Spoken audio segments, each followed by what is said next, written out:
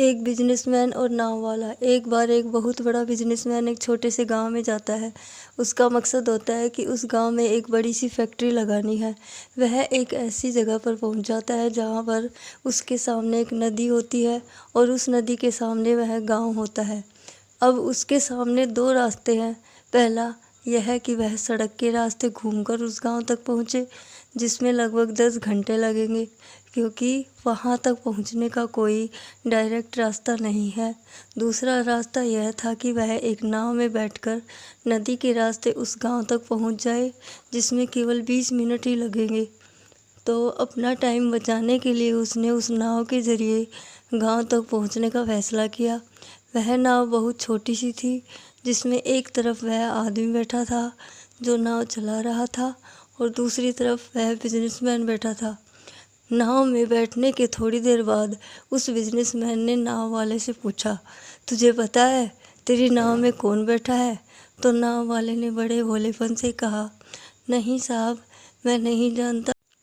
तब बिजनेसमैन ने कहा, अरे तू अखबार नहीं पढ़ता है क्या?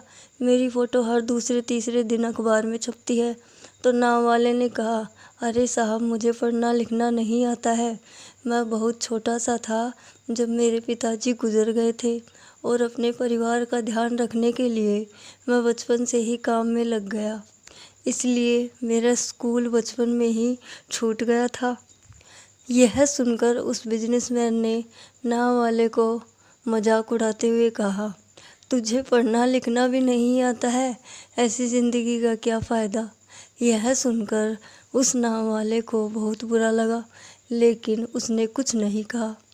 थोड़ी देर बाद वह बिजनेसमैन उस नाव वाले से बोला, अभी कुछ दिन बाद यह जो तू सामने ज़मीन देख रहा है ना, वह मेरी एक बड़ी सी फैक्ट्री लगेगी, जहाँ पर हम मिनरल वाटर की बोतल्स बनाएंगे। उस नाव वाले को बात समझ नहीं आई। उसने कहा, किस चीज़ की फैक्ट्री? तो बिजनेसमैन ने बड़े इरिटेट होकर उससे कहा कि वहाँ पानी की बोतलें बनेंगी, जो तेरे गांव में नहीं बिकती लेकिन शहरों में बहुत बिकती हैं।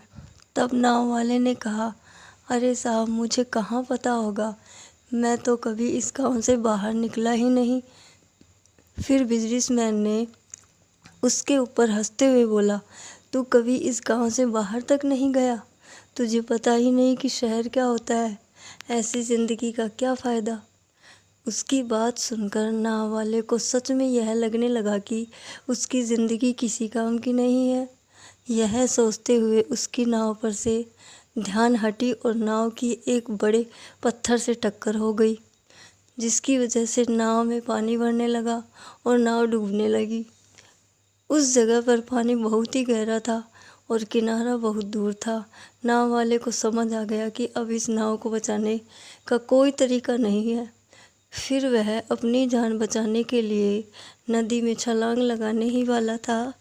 तभी उसने बिजनेसमैन से पूछा, आपको तैरना तो आता है ना? तो बिजनेसमैन ने घबराते हुए पूछा, ऐसा क्यों पूछ रहे हो? मुझे तैरना नहीं आता है।